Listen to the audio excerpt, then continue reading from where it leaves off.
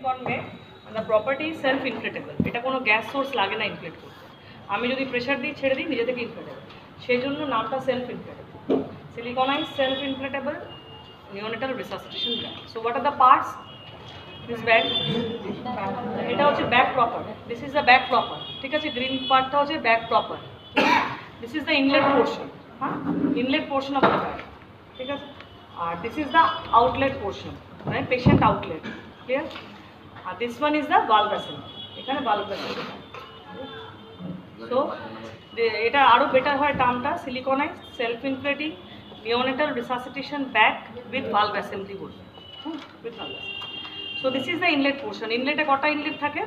দুটো ইনলেট থাকে, একটা সরু ইনলেট, এটা যেটা অক্সিজেন ইনলেট, ক্লিয়ার, যেখানে অক্সিজেন টিউবিং যোগ করা হয়। আর একটা হচ্ছে মোটা ইনলেট থাকে, যেটাকে বলি এয়ার ইনলেট, ঠিক আছে। বড়টা হচ্ছে এয়ার ইনলেট, সরুটা হচ্ছে অক্সিজেন ইনলেট, ক্লিয়ার। আর this one is the inlet portion, this is the bag proper, this is the outlet, তার মানে এটা পেশেন্ট আউটলেট, তাই তো। এখান থেকে কি অ্যাটাচড হবে? মাস্কটা অ্যাটাচড হবে, ঠিক আছে, ক্লিয়ার। আর কি আছে? ভালভ অ্যাসেম্বলি আছে। কি কি ভালভ থাকে? কটা ভালভ থাকে? তিনটে ভালভ মিলিয়ে আমরা ভালভ অ্যাসেম্বলি বলি, কিন্তু তাছাড়াও আরেকটা ভালভ থাকে, this is the fourth valve, আমি বলে দিচ্ছি। ভালভ অ্যাসেম্বলির মধ্যে কি কি ভালভ আছে এখানে? একটা হচ্ছে inspiratory valve. which one is the inspiratory valve? Fish mouth, এটা ফিশ মাউথ ভালভ, তাই তো। এটা এখানে তুই ভেতরটা না করে বলুন, ফিশ মাউথ ভালভ ভালো করে যাচ্ছে, ওখানে দেয়নি, এটা উপকারটা। অ্যাকচুয়ালি ফিশ মাউথ ভালভ দেখেছিস তো আগে তোরা, একদম মাছের মুখের মতো দেখতে লাগছিস fish mouth valve, that is the inspiratory valve. আর কি ভালভ আছে? এক্সপিরেটরি ভালভ কোনটা? এই ব্লুটা। এখানে ইন্সপিরেটরি ভালভ ওরা এটা বানিয়েছে, ঠিক আছে, ফাইন। এটা এক্সপিরেটরি ভালভ ব্লুটা। আর এখানে এটা কি valve? This is the safety valve. Fish mouth ভালভটা আর কোনো ব্যাগ মাছ দেয়নি, ভালভটাই নেই, খুলে এটা পপ আপ ভালভ। আগের দিন পড়াতে খুলে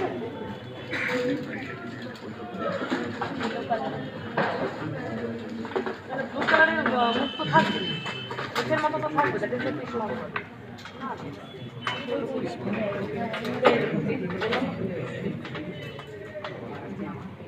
This is a fish mouth. So এটা হচ্ছে fish mouth valve, right? This is an inspiratory valve, ঠিক আছে। আর এটা হচ্ছে এক্সপিরেটরি ভালভ, ঠিক আছে। এই ব্লুটা হচ্ছে এক্সপিরেটরি ভালভ, ক্লিয়ার। আর ভেতরটা হচ্ছে ইন্সপিরেটরি ভালভ। আর this one is safety valve বা পপ আপ ভালভ। তাছাড়াও একটা ভালভ থাকে, that is the inlet valve. দেখ এখানে একটা নীল রঙের একটা রয়েছে, ভেতরে রয়েছে না, that is the inlet valve, ঠিক আছে। এই ভেতর দিকে যেটা ব্লু কালারের রয়েছে, that is the inlet valve, ঠিক আছে। তাহলে এই কটা হচ্ছে পার্টস, বোঝা গেল। So this is the bag proper, this is the inlet portion which has an oxygen inlet and air inlet. Then there is a patient outlet where mask is attached, and here is the valve assembly. One is inspiratory valve, which is fish mouth shape, another is the expiratory valve, another is pop off valve, okay. আর এখানে একটা inlet valve, clear, বোঝা গেল।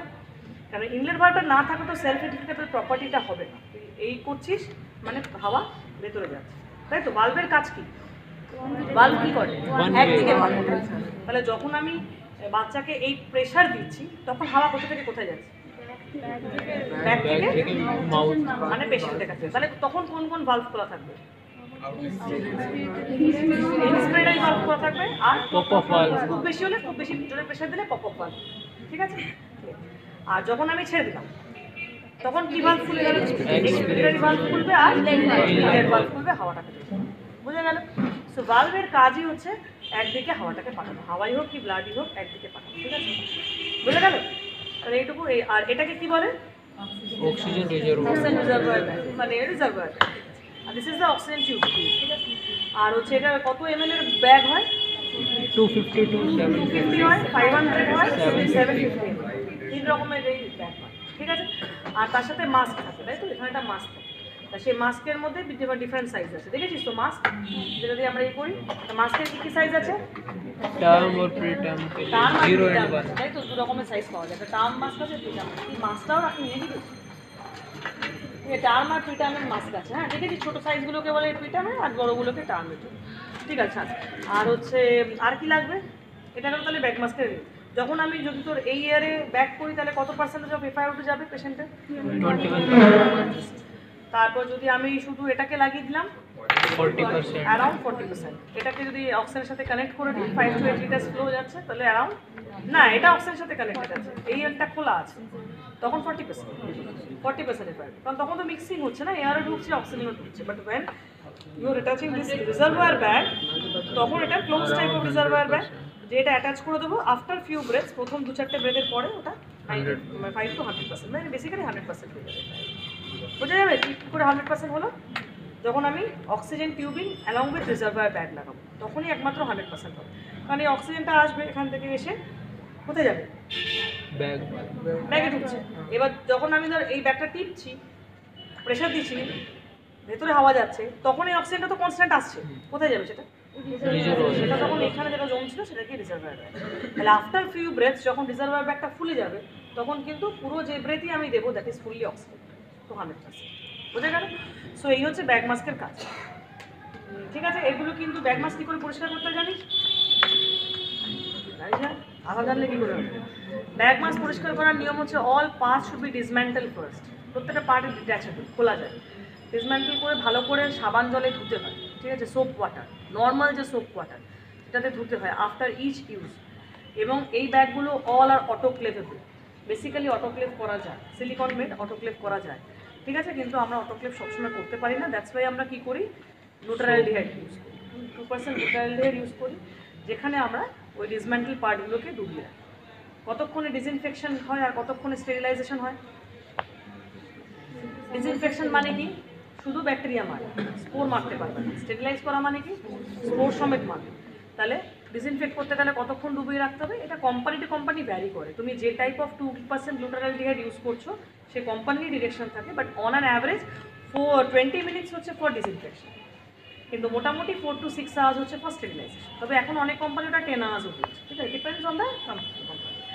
ঠিক আছে, কিন্তু মোটামুটি আমরা জানি যেটা মানে চিরাচরিত নিয়ম সেটা হচ্ছে যে উইদিন 20 মিনিটস ডিসইনফেকশন, আর for sterilisation at least for 4 to 6 hours.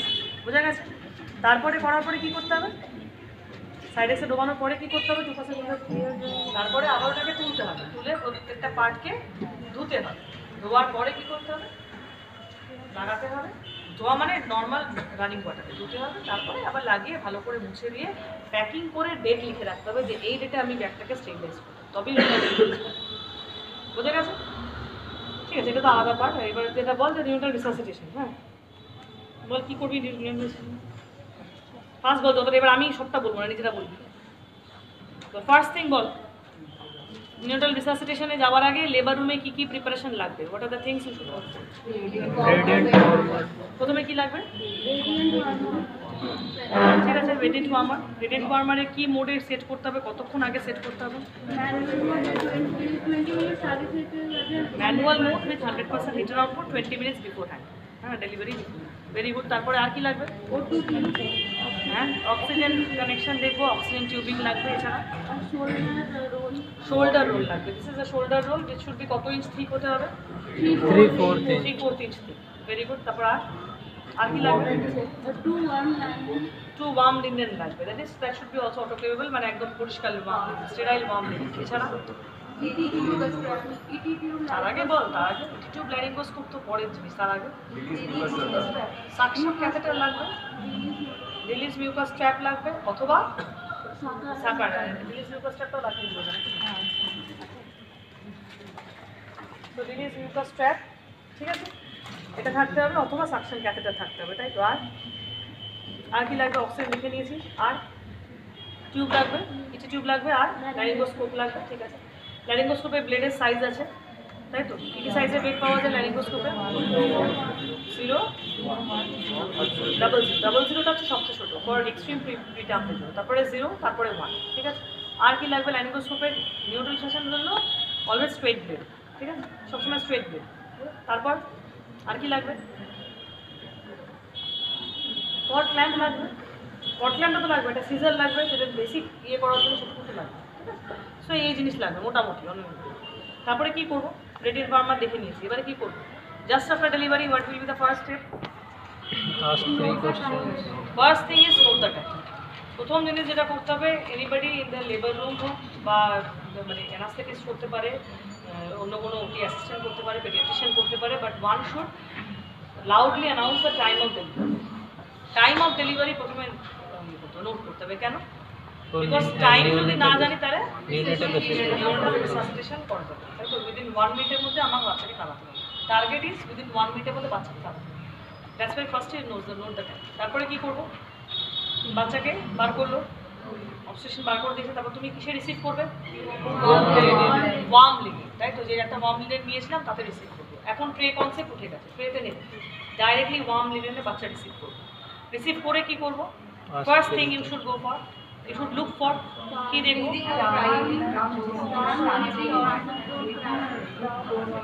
আচ্ছা, এবার এখানে বলি, আগে এটা ডিপেন্ড করছে এনআরপি, কোন এনআরপি পড়ছো। এখনকার এনআরপিতে একটু চেঞ্জ হয়েছে। আগে যেটা বেসিক এনআরপি ছিল ইন 2014 ইন্ডিয়া, যেটা কিনা অ্যাকচুয়ালি এনআরপি, সেখানে কিন্তু একটাই কোয়েশ্চেন ছিল, whether the baby is breathing or crying. আর আমার মনে হয়েছে that is most important question, এটা আমার পার্সোনালি মনে হয়। সে টার্ম হোক প্রিটার্ম হোক, one thing you should notice, that is whether the baby is breathing or crying. যে কোনো কোয়েশ্চেনের আনসার যদি এটা যদি ইয়েস হয় তাহলে রুটিন, ঠিক আছে? কিন্তু এখন যে এনআরপিটা বেরিয়েছে তাতে আমরা 3টে কোয়েশ্চেন এনেছি, এটা last American heart association guideline, তাতে 3টে কোয়েশ্চেন আছে। কোয়েশ্চেনটা is whether the baby is term, preterm কথা লেখা, whether the baby is term, whether the baby is breathing or crying, আর whether the baby has a good muscle. সবকটা কোয়েশ্চেনের answer যদি ইয়েস হয় তুমি গো ফর রুটিন, ওকে? তাই জন্য টার্ম প্রিটার্ম আমরা বলি, whether the baby is term, whether the baby is breathing or crying, whether the baby has a good muscle. All of the questions, যদি yes হয়, then go for routine care. Any of the question no, then go for initial steps of resuscitation. বুঝা গেল? Clear? তাই তো? এবার বলতে হবে তাহলে রুটিন কেয়ারে কি করবো? প্রথমেই কি করবো, বাচ্চা ডেলিভারি হচ্ছে, বাচ্চা কাঁদছে, আমি দেখলাম বাচ্চা গুড মাসেল টোন, বাচ্চা ইজ মোরালেস টার্ম। টার্ম প্রিটার্ম আমরা আগেই ডিসাইড করে রাখবো না, before delivery with the mother's ticket at least EDD দেখে। আর কি দেখে বোঝা যায় term preterm other than EDD? EDD maximum time আমাদের দেশে বলতে হবে, হ্যাঁ, ইউএসজি ফার্স্ট ট্রাইমেস্টার টেস্ট, ঠিক আছে? টোন তো পাবি বাচ্চা হওয়ার পরে, তার নাহলে তুই ব্যালেন্স করবি কী করে? তার আগে অবধি কী দেখে বুঝতে পারবো? দ্যাট ইজ হচ্ছে ইউএসজি, অ্যান্টিনাল ইউএসজি। হ্যাঁ, ফার্স্ট ট্রাইমেস্টার অ্যান্টিনাল ইউএসজি দেখলে বোঝা যায়, বাইপ্যারাইটাল ডায়ামিটার, ক্রাউন রাম্প লেন্থ, এগুলো দেখলে ইডিডি ক্যালকুলেট করা যায়। হ্যাঁ, are expected date of delivery দেখলে তো এমনি ক্যালকুলেট করা, অ্যাটলিস্ট লাস্ট মেনস্ট্রুয়াল পিরিয়ড, হ্যাঁ ওটা ফেলে। তাহলে আগে থেকেই ডিসাইড করে রাখবো, আর দেখে মোটামুটি এটা আন্দাজ করতে পারবি, চোখে দেখেও বোঝা যায় বাচ্চা টার্ম কিনা, হ্যাভিং গুড মাসেল টোন কিনা, আর হ্যাঁ ব্রিদিং অর ক্রাইং। যদি অল আর ইয়েস হয়, routine care. So first component কি রুটিন কেয়ারে? প্রথম কথা হচ্ছে receive the baby in a warm linen, then place the baby on mother's chest or abdomen. অনেক সময় কী হয়, কর্ডটা অনেক বড় হয় না, চেস্ট অব্দি পৌঁছতে পারছিস না, তো পুট ইট অন অ্যাবডোমেন, রোহা, ঠিক আছে? So place the baby on the mother's abdomen, তাহলে পেছন করে দিলাম। তারপরে কী করবো, ফেসটা একদিকে টার্ন করবো যাতে এয়ারওয়েটা ওপেন থাকে, নাকটা বন্ধ হয়ে গেলে মনে রাখবে নিউবর্নস আর অব্লিগেটরি নেজাল ব্রিদার, ওরা মুখ দিয়ে শ্বাস কম নেয়, নাক দিয়ে বেশি শ্বাস, অব্লিগেটরি নেজাল ব্রিদার।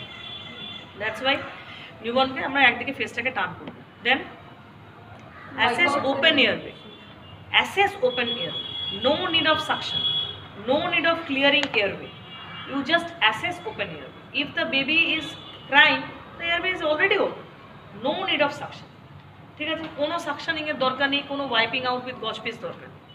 যদি মনে হলো এক্সেসিভ একটু সিক্রেশনস আসছে, just you can wipe it out with a gauze piece, but never do suctioning in case of a routine care, ঠিক আছে? So place the baby on mother's chest or abdomen, then turn the face to one side, then assess the open air, ঠিক আছে? দেন you can just wipe out the secretion with a gauze piece. Then dry the baby. Dry the baby ভালো করে মুছলাম, তারপরে মোছার পরে কি করব? Discard the wet linen, ভেজা লিনেনটাকে ফেলে দেব। Then cover the mother and the baby with another warm linen, ঠিক আছে? ভালো করে কভার করব। Then clamp the cord, then cut the cord at 1 to 3 minutes interval, তাই তো? এটাকে বলে ডেফার্ড কর্ড, আগে ডিলেড বলতো, এখন বলে deferred cord clamping. Never at least 1 minute, WHO guideline is 1 minute, হ্যাঁ, minimum 1 minute should be the duration, ঠিক আছে? 1 minute করে কর্ড ক্ল্যাম্প করবো। তারপরে কি করবো? Ongoing evaluation. এটা কে করবে? মা নিজেই করতে পারবে। কি কি দেখবে? বাচ্চার কালার দেখতে পাবে, বাচ্চার অ্যাক্টিভিটি দেখতে পাবে, আর বাচ্চা শ্বাস নিচ্ছে কিনা দেখতে পাবে। এই তিনটে মাও বোঝে, তাই না? কালার পিঙ্ক কিনা মা বুঝতে পারবে, শ্বাস নিচ্ছে কিনা বুঝতে পারবে, অ্যাক্টিভিটি হাত পা ছুটছে কিনা, এইটুকু মা বুঝতে পারবে। Now, how long to continue the skin-to-skin contact? At least for 1 hour. That is the WHO recommendation. You should never detach the baby for weighing purpose, for disc badha, for vitamin K administration. Never detach the baby from mother. ঠিক আছে? You should continue skin-to-skin contact for next 1 hour. বাচ্চা মা সমেত ওয়ার্ডে যাবে with skin-to-skin contact. If the baby is low birth weight, start kangaroo mother care from that point of time. Convert skin-to-skin contact to kangaroo mother care. But never detach the baby. যেমন exclusive breastfeeding বাচ্চার right, skin to skin contact is the babies right. ঠিক আছে, তাই জন্য বেবিকে কখনো skin থেকে সরানো যাবে না। বুঝে গেল? ক্লিয়ার? তাহলে বেবিকে বাচ্চার সাথে মায়ের সাথে স্কিন টু স্কিন কন্ট্যাক্ট করবো, তারপরে বাচ্চা কতক্ষণ থাকবে? 1 ঘন্টা। স্কিন টু স্কিন কন্ট্যাক্টে কী কী বেনিফিট আমি আর যাচ্ছি না, ওগুলো তো তোরা জানিস মোটামুটি সব। নেক্সট কী করবো? এটা রুটিন কেয়ার হয়ে গেল, তারপর ব্রেস্টফিডিং ইনিশিয়েট করবো। ঠিক আছে, এবার the baby is not crying, মানে any of the question is no, then what will you do? Initial steps of resuscitation. ঠিক আছে, so what are the steps of initial steps of resuscitation? Cut the cord First of all, immediately. cut the cord immediately. প্রথমে কর্ডটা কাটতে হবে, তাই তো? নাহলে তো আমি বাচ্চাকে মায়ের থেকে ডিট্যাচ করতে পারবো না, সেক্ষেত্রে আর ডেফার্ড কর্ড ক্ল্যাম্পিং করা যাবে না, তাহলে আমার 1 মিনিট টাইম পেরিয়ে যাবে। তাহলে cut the cord immediately, then Put the baby on rated. put the baby under rated, on rated cord, no under rated cord. Then positioning কি করে করব? Placing the shoulder beneath the shoulder. এই পজিশনটাকে কি বলে? Sniffing position. তাহলে বাচ্চার কি হবে, মানে স্টার্টিং ফ্রম এয়ারওয়ে, মানে পুরো ইয়ে থেকে কি বলে, ফ্যারিংস টু ল্যারিংস টু ট্রেকিয়া একই লাইনে থাকবে, নেসোফ্যারিংস ল্যারিংস ট্রেকিয়া একই লাইনে থাকবে। ঠিক আছে, এবং nose will be the uppermost, তাই তো? তাকে আমরা বলি স্নিফিং পজিশন। তারপর কি করব? দেন সাকশন। এই সাকশনিংটা নিয়ে এখন একটু ডাউট আছে, অনেকে বলছে সাকশনিং দাও, অনেকে বলছে দাও না। একদম লাস্ট পয়েন্টে ওরা দিতে না বলছে, তোরা এখন অবধি দেওয়াটাই জেনে যাক। ঠিক আছে, সো গো ফর সাকশন। ঠিক আছে, সাকশনিং কোথায় দেবো? First mouth, followed by nose. ঠিক আছে, মাউথেও কিন্তু বেশি দূর ঢোকানো যাবে না। ঠিক আছে, অ্যারাউন্ড 3 to 4 সেন্টিমিটার। নোজে হচ্ছে অ্যারাউন্ড 1 to 2 সেন্টিমিটার, তার থেকে বেশি। ঠিক আছে, কারণ বেশি দূর ঢোকালেই আমি ফ্যারিঞ্জিয়াল ওয়াল টাচ করে যাব, ভেগাল স্টিমুলেশন হয়ে যাবে, দেয়ার উইল বি গ্যাগ, আরও bradycardia. So just go for suctioning mouth followed by nose. Then after suctioning Dry the baby. Drying the baby, তাই তো? ওই যে টাওয়েলটা শুদ্ধ বাচ্চাকে শুয়েছিস, সেই টাওয়েলটা দিয়ে মুছে ওই টাওয়েলটা ফেলে দিতে হবে। আর নতুন করে টাওয়েল পাওয়ার দরকার নেই, কারণ রেডি ওয়ান মানে অলরেডি টাওয়েল আছে, ইট ইজ ওয়ার্ম টাওয়েল। ঠিক আছে, দেন তারপরে কীভাবে দিতে পারি? সোল পিকিং অথবা ব্যাক র্যাপ। এখন সোল পিকিংটা বলছে না, এখন ব্যাক র্যাপটাই বলছে। 2 বার অন্তত জাস্ট ব্যাকটাকে রাখো, নিচ থেকে উপর দিকে 2 থেকে 3 বার, তার থেকে বেশি না, 1 থেকে 2 বারই বলবো। ওই বিশাল জোরে জোরে করতে হবে, জাস্ট ওপর নিচ থেকে উপর জেন্টল রাবিং ব্যাক। আগে সোল ফ্লিকিংটা ছিল, এখন উঠে গেছে, এখন সোল ফ্লিকিংটা মানা করছে। ঠিক আছে, হলো? সো ইয়ে হলো যে ব্যাক। তারপরে কি দেখবো? দেন অ্যাসেস। কি দেখবো? তাহলে বাচ্চা কেঁদে দিল, গুড। কেঁদে দেওয়া মানে বাচ্চার হার্টের উঠে যাবে, দ্যাট ইজ ফাইন।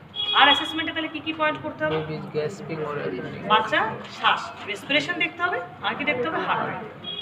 রেসপিরেশনে আমরা রেসপিরেটরি রেট গুনবো না, আমরা জাস্ট প্যাটার্ন অ্যাসেসমেন্ট করবো। ঠিক আছে, whether the baby is taking respiration or not, or the child is not taking respiration মানে অ্যাপনিয়া। যদি বাচ্চা গ্যাসপিং ব্রিদিং থাকে তাহলে গ্যাসপিং, যদি বাচ্চা শ্বাস না নেয় তাহলে অ্যাপনিয়া, আর যদি শ্বাস নিলে তো ভালো।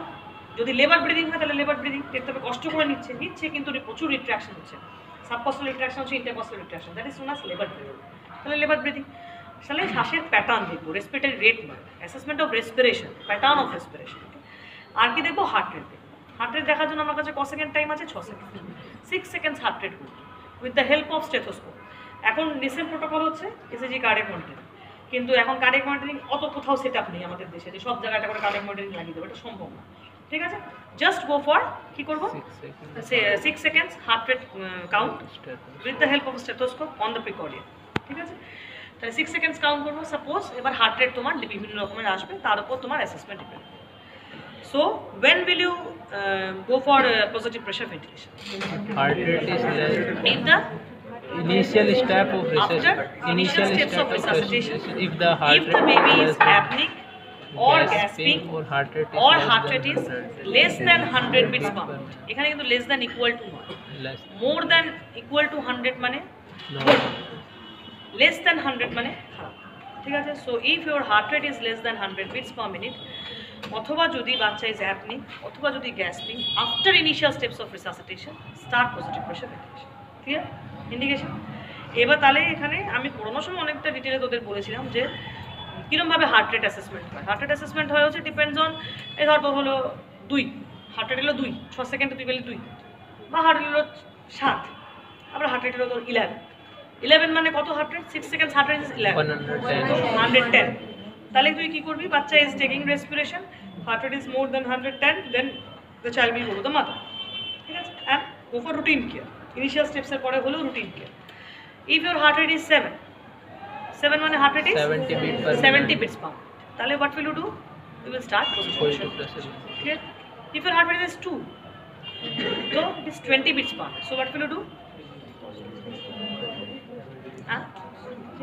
ঠিক করে বল, ভেবে বল। নো চেস্ট কম্প্রেশন, এটাই আমি শুনতে চাইছিলাম। No chest compression, go for positive pressure ventilation. After initial steps there is no role of chest compression. First of all, you give effective positive pressure ventilation. বাচ্চাদের জানবি নিউবর্নের সার্কুলেশনের থেকেও বেশি ইম্পর্টেন্ট ইজ ভেন্টিলেশন। ওদের যত ভালো ভেন্টিলেশন দিবে তত ভালো সার্কুলেশন এস্টাবলিশড হবে। দ্যাটস ওয়াই এটা অ্যাডাল্ট সিপিআর নয়, ঠিক আছে। সো গো ফর আগে positive pressure ventilation. So any heart rate less than 100, 1, 2, 3, 4, 5, 6, 7, 8, 9, anything below 10, you should start positive pressure ventilation. বুঝে গেছে? So if your child is apneic, if your child is gasping, or heart rate is less than 100 beats per minute, যে কোনো একটা criteria হলেই you should start positive pressure ventilation. Clear? Positive pressure ventilation দেবো কোন instrument দিয়ে? এটা দিয়ে দেবো। আচ্ছা, ওখানে তো একটা কথা বলতে ভুলে গেলাম, রিলিজ মিউকাস ট্যাপ দিয়ে তো জানিস কীভাবে সাকশন করতে হবে, এদিকটা মুখে ধরতে হবে এটা।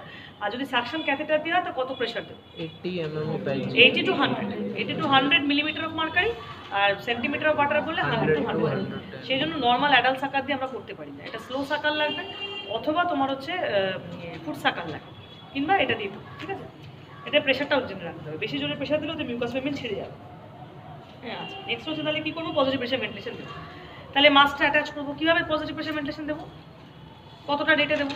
40 to 60 beats per minute.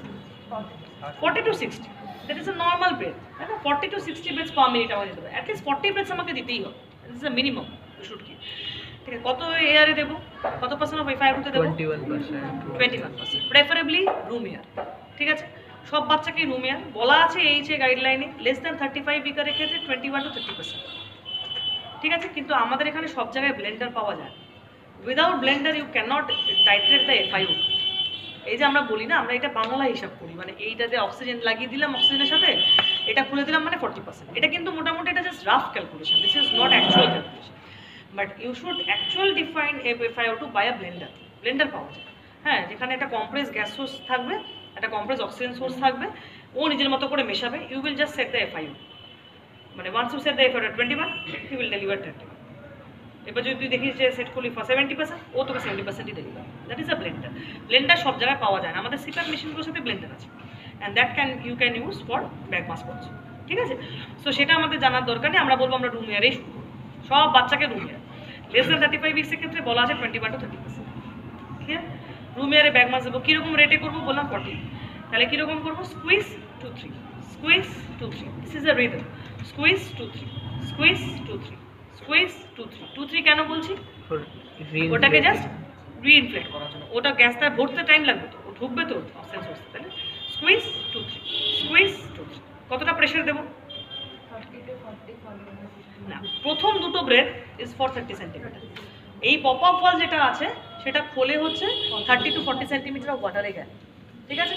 তাই অতটাই প্রেশার দেবো যতটাতে পপ আপ ওয়াল খুলছে, ফার্স্ট 2 to 3 ব্রেথস, ঠিক আছে।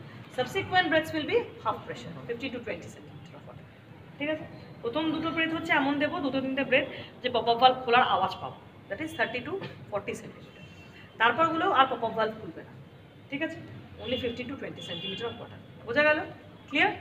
সো এই রেটে দেবো স্কুইজ 2, 3, স্কুইজ 2, 3, স্কুইজ 2, 3, এই রেটে করবো 40 বেথস পার মিনিট। ক্লিয়ার? তারপরে কি করবো? কতক্ষণ দেবো এই ব্যাক মাসটা? Around 30 seconds. এই রেটে করলে 30 সেকেন্ডস দিলে মোটামুটি, কিন্তু 30 সেকেন্ডস করবো না, আমরা করবো হচ্ছে 5 to 10 ইনফ্লেশন, এটাই লাস্ট অব্দি বলা আছে, ঠিক আছে। এটা একটু এইচএ গাইডলাইন আর এনআরপি ইন্ডিয়া এর সাথে একটু ভ্যারি করে। এনআরপি ইন্ডিয়াতে বলা হয়েছে 5 থেকে 10টা ইনফ্লেশন দেবো, 5 to 10 ইনফ্লেশন দেবো। কেন বলা হয়েছে? বিকজ দেখা গেছে মেজরিটি পেশেন্ট 5 to 10 ইনফ্লেশনই রেসপন্ড করে, সেই জন্য বলা হচ্ছে 5 থেকে 10টা। কিন্তু এই যে বলেছে গো ফর 30 সেকেন্ডস, কিন্তু দেওয়ার সময় আমাকে কি দেখতে হবে? চেস্ট রাইজ হচ্ছে চেস্ট রাইজ হচ্ছে কিনা হার্ট রেট বাড়ছে কিনা। আমেরিকান হার্ট অ্যাসোসিয়েশন ওরা কি বলে দিয়েছে যে তুমি করতে থাকো, ওদের আসলে যেহেতু অনেক লোকজন পাওয়া যায় না, তাই রিসার্চের প্রোটোকলটাই ওরকমভাবে বানানো যে একজন ব্যাক মাস করবে, আরেকজন উইল অ্যাসেস যে whether the chest is rising, whether the heart rate is rising. If the chest is rising and heart rate is rising, you are doing effective positive pressure ventilation. So you should continue it for 30 seconds. But if your chest is rising but heart rate is not improving, so you are doing effective ventilation but your heart rate is not rising. So you should continue it for 30 seconds. But if you are doing chest compression, you are doing back mask but your chest is not rising, heart rate is also not improving, তার মানে you are not doing effective positive pressure ventilation. So you have to take the corrective measures. সেটা হচ্ছে এই যে guideline. কিন্তু আমরা যেটা NRP India বলছি তাতে আমরা কি বলেছি, অত লোক তো আমাদের নেই, একাই ব্যাক মাস্ক করতে হবে, একাই করতে হবে। তা কি করবো, নিজেই ব্যাক মাস্ক করবো প্রথমে 5 থেকে 10টা, তার মধ্যে দেখে নেবো চেস্টার রাইজ হচ্ছে কিনা, আমিও বুঝতে পারবো, হার্ট রেট বুঝতে পারি কি না পারি, চেস্টার রাইজ হচ্ছে কিনা, যে ব্যাক মাস্ক করবে সে বুঝতে পারবে। সেটুকু যদি করে তাহলে 5 থেকে 10টা ইনফেকশন দেওয়াতেই দেখা যাবে যে বাচ্চা কেঁদে দিচ্ছে মেজরিটি পেশেন্টটা। কিন্তু যদি দেখলাম 5 থেকে 10টা দেওয়ার পর কাঁদলো না, ঠিক আছে, কিন্তু আমার চেস্ট রাইজ হচ্ছে, তখন আইডিয়াল নিয়ম হচ্ছে if you are giving positive pressure ventilation you should attach a cardiac monitor. যদি মনিটর কার্ডিয়াক মনিটর না থাকে, at least attach a pulse oximeter to note the heart rate and the saturation. ঠিক আছে, তাহলে আমি ব্যাক মাস করতে করতে বুঝতে পারবো চেস্ট রাইজ আমার হচ্ছে কিনা, হার্ট রেট আমার বাড়ছে। যদি আমার দুটোই হয়, চেস্ট রাইজ হচ্ছে, হার্ট রেট বাড়ছে, তা 5 থেকে 10টা দিয়ে আমি বন্ধ করে দেবো। বন্ধ করে যদি দেখলাম হ্যাঁ বাচ্চা কেঁদে দিল, হার্ট রেট বেড়ে গেল, চেস্ট রাইজ হয়ে গেল, তাহলে বাচ্চা কোথায় যাবে? মায়ের কাছে যাবে। কিন্তু this level of care is known as observational care. তখন কিন্তু আর রুটিন কেয়ারে যাবে, যেহেতু বাচ্চাটার ব্যাক মাস লেগেছে, তাহলে আমরা এটাকে observational care. So what is the difference between observational care and routine care? Routine care is অবজারভেশনে মনিটরিংটা করে হচ্ছে হেলথ কেয়ার স্টাফ, তাই তো, maybe doctor, maybe nursing staff, ঠিক আছে, যেই করুন, তার সে মনিটর করবে। কী দেখবে? 4টে প্যারামিটার দেখবে। কী কী দেখবে? হার্ট রেট দেখবে, রেসপিরেশন দেখবে, কালার দেখবে, আর টেম্পারেচার। এই 4টে জিনিস দেখবে, এভরি 30 মিনিটস ইন্টারভেলে দেখবে ফর নেক্সট 2 আওয়ার্স। ঠিক আছে, তো 2 ঘন্টা তাহলে বাচ্চা মায়ের সাথে স্কিন টু স্কিন করবে, at that point of time আমাকে দেখে নিতে হবে। বোঝা গেছে? আচ্ছা, এই সময় একটা কথা মনে পড়লে বলে দিই, রুটিন কেয়ারে যখন বাচ্চা থাকবে তখন কোথায় বাচ্চাকে তাহলে ওয়েট কখন করবে? 1 ঘন্টা বাদ। আর ভিটামিন কে কখন দেবো? মায়ের কোলে থাকাকালীনই কিন্তু ভিটামিন কে এবং হেপাটাইটিস বি দিল। ঠিক আছে, তার জন্য বাচ্চাকে ডিট্যাচ করবে। ঠিক আছে, হলো। সো নেক্সট হচ্ছে কি হলো, তাহলে এবার এটা হলো যে 5 থেকে 10টা ইনফেকশন দিলাম। এবার দেখলাম 5 থেকে 10টা ইনফেকশন দিচ্ছিলাম, কি আমি আমেরিকান হার্ট অ্যাসোসিয়েশনই যদি বলি, আমি দিচ্ছি, চেস্ট রাইজ আমার হচ্ছে, চেস্ট রাইজ আমার হচ্ছে, তাহলে আমি কি করব? Corrective steps. আর যদি আমি দেখলাম যে আমার চেস্ট রাইজ হচ্ছে কিন্তু হার্ট রেট বাড়ছে, হার্ট রেট আমি মনিটরই দেখতে পাচ্ছি, হার্ট রেট বাড়ছে, তখন আমি তাহলে কি করব? এবার এখানে 3টে সিচুয়েশন হতে পারে। ঠিক আছে, while you are performing positive pressure ventilation, at least after 30 seconds you should assess. ঠিক আছে, 30 সেকেন্ডসের পরে তোমাকে অ্যাসেস করতে হবে যে বাচ্চার কালার কীরকম ফিরলো কিনা, বাচ্চার হার্ট রেট 100-র উপরে গেল কিনা, বাচ্চার রেসপিরেশন এস্টাবলিশ হয়। যদি 3টেই ইয়েস হয় after 30 seconds of positive pressure ventilation, তাহলে আমি বাচ্চা কোথায় যাবে? মায়ের কাছেই যাবে। পোস্ট রিসেশন মায়ের কাছেই যাবে, গো ফর অবজারভেশনাল কেয়ার। ওই একই জিনিস হবে। আমার 5 থেকে 10টা ইনফেকশনে বাচ্চা ঠিক হলো না, কিন্তু আমার 30 সেকেন্ডসে আমি দিলাম, বাচ্চার হার্ট রেট তারপর বেড়ে গেল, বাচ্চা কেঁদে দিল, কালার পিঙ্ক হয়ে গেল, রেসপিরেশন এস্টাবলিশ হয়ে গেল, বাচ্চা মায়ের কাছেই থাকবে ফর অবজারভেশনাল কেয়ার। ঠিক আছে, কিন্তু আফটার 30 সেকেন্ডস অফ ব্যাক মাস্কের পরে আমি দেখলাম বাচ্চার হার্ট রেট 3 রকম হতে পারে। একটা হতে পারে 110-এর ওপরে, ফাইন, 100-র ওপরে হয়ে গেল। একটা হতে পারে 7, 8, 9, 6, আরেকটা হতে পারে 1, 2, 3, 4, 5, সবই হতে পারে। ঠিক আছে, মানে 1 থেকে 9-এর মধ্যে সবই হতে পারে, তাই তো, মানে 10 থেকে 90-এর মধ্যে সব হতে পারে। তাহলে কখন আমি কি করবো? সাপোজ আমি তোদের 3টে সিচুয়েশন বলছি। After 30 seconds you have done effective positive pressure ventilation. 30 সেকেন্ডসের পরে তুমি দেখলে বাচ্চার হার্ট রেট হচ্ছে 9 কি 8, তাহলে তুমি কি করবে? Continue positive pressure ventilation. তাহলে I will continue positive pressure ventilation for next 30 seconds. আর 30 সেকেন্ডস করার মাঝখানেই যদি আমি দেখে নিলাম যে বাচ্চা আমার চেস্ট সাইজ উঠছে না, তাহলে I will do corrective steps at that point. তার কারেক্টিভ স্টেপস কী কী করতে হবে? এমআরসি, সেখানেও কিন্তু 6টা একসাথে করতে দিই। হ্যাঁ, দুটো করে দেবো, 2টো করে কারেকশন করবো, দেখবো চেস্ট রাইজ হচ্ছে, আবার 2টো কারেকশন করবো, চেস্ট রাইজ হচ্ছে। এম মানে কি? মাউথ মাস্ক রিপোজিশন, তারপর আর মানে repositioning of the baby, then S মানে সাকশনিং দ্য এয়ারওয়ে, ও মানে ওপেন দ্য মাউথ, পি মানে ইনক্রিজ প্রেশার, এ হচ্ছে অল্টারনেটিভ এয়ারওয়ে। এমআর সোপা করো, এভরি 2 স্টেপস কারেক্টিভ স্টেপস একবারে করো, ঠিক আছে? করে আমি দেখবো চেস্ট রাইজ হচ্ছে। এবার 30 সেকেন্ডস আমি এফেক্টিভ চেস্ট রাইজ করে দিয়েছি। যখন থেকে আমি কারেক্টিভ মেজার করবো তারপর থেকে 30 সেকেন্ডস আমি মাপবো, ঠিক আছে? 30 সেকেন্ডস আমি দেখে নিলাম যে বাচ্চার এফেক্টিভ পজিটিভ প্রেশার ভেন্টিলেশন করলাম, আমি অ্যাসেস করছি। এবার দেখছি বাচ্চার হার্ট রেটটা 7 মানে 70, 7 মানে 6 সেকেন্ড হার্ট রেট অ্যাসেস করে দিলাম 70। তাহলে কী করবো? তাহলে কন্টিনিউ করবো ফর নেক্সট 30 সেকেন্ডস তোর পজিটিভ প্রেশার। সেক্ষেত্রেও কিন্তু আমার অক্সিজেন না লাগালেও হবে, কিন্তু যেহেতু আমরা বলছি পজিটিভ প্রেশার আমরা মনিটর করার সময়ই আমরা পালস অক্সিমিটার লাগাচ্ছি। If your saturation is less than 90%, তো you can increase the FiO2 with the help of a blender, ঠিক আছে? সো নেক্সট হচ্ছে, সেটাও একটা গাইডলাইন দেওয়া আছে, দেখবি 2 মিনিটে বাচ্চার স্যাচুরেশন কত, 3 মিনিটে কত, 5 মিনিটে কত, 10 মিনিটে কত দেওয়া আছে, সেটা অনুযায়ী আমাকে টাইট্রেট করতে হবে অক্সিজেন। এবার আমি দেখলাম 30 seconds of effective positive pressure ভেন্টিলেশনের পরে বাচ্চার হার্ট রেট ইজ 4, তার মানে কত? 40 beat per minute. তাহলে কিন্তু I will go for Chest compression. তাহলে what is the indication of chest compression? After After 30 seconds of effective positive pressure ventilation, if the baby's heart rate is less than 60 beats per minute, less than 60, তার মানে 50 অবধি হলে আমি 55 তো হবে না, 55 তো আর হতে পারে না। আইদার ইউ উইল কাউন্ট 5 অথবা you will count 6, you will never count 55 না, you are counting for 6 seconds, so you will never count 55, you will count either 5.5 beat তো কাউন্ট করতে পারবি না, হয় 5টা শুনবি বা 6টা শুনবি। তো 5 যদি বিটস হয় তার মানে 50 হার্ট রেট, তো you will give chest compression. কিন্তু যদি 6 অর অ্যাবাভ হয় you will continue positive pressure ventilation, বুঝা গেছে?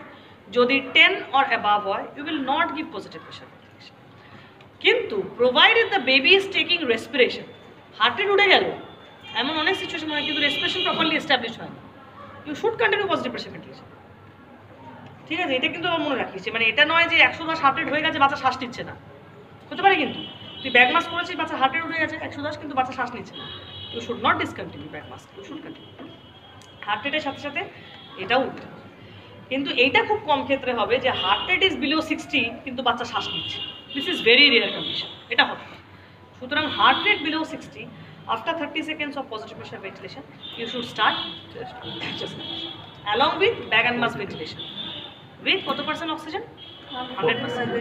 Once you are giving chest compression, you should give 100% of FiO2. বুঝা গেছে? চেস্ট কম্প্রেশন দিলেই 100% FiO2 লাগবে। ক্লিয়ার হলো? তা চেস্ট কম্প্রেশন কোথায় দেবো? Lower 1/3 of sternum. Lower 1/3 of the body, the sternum. হয় তোমার রিপ কেজটা স্ট্রেস করে জিফিস স্টার্নামে যেতে হবে, জিফিস স্টার্নাম থেকে উপর দিকে উঠে দেখতে হবে nipple line and just below the nipple line. 2 thumb টেকনিকটাই preferable, 2 finger দেবো না, 2 থাম দিয়ে দেবো পুরো এমব্রেস করে, থাম should be perpendicularly placed on the sternum. কিরকম ভাবে দেবো? What will be the rate rhythm? 3:1। তো কি বলবো? 90, 1 and 2 and 3 and breathe in. So we will require 2%. তাই তো 2জন পারসন লাগবে, একজন will give bag and mask, একজন করবে চেস্ট কম্প্রেশন। যে ব্যাগ অ্যান্ড মাস্ক করবে প্রেফারেবলি সে দাঁড়াবে হেড এন্ডে, চেস্ট কম্প্রেশন আমি মোটামুটি ডান দিকে দাঁড়িয়েও দিতে পারবো, ফুট এন্ডে দাঁড়িয়েও দিতে পারবো, কিন্তু bag mask should be done from head end, ঠিক আছে? Bag mask is very important, ঠিক আছে? তাহলে কী করবো তখন?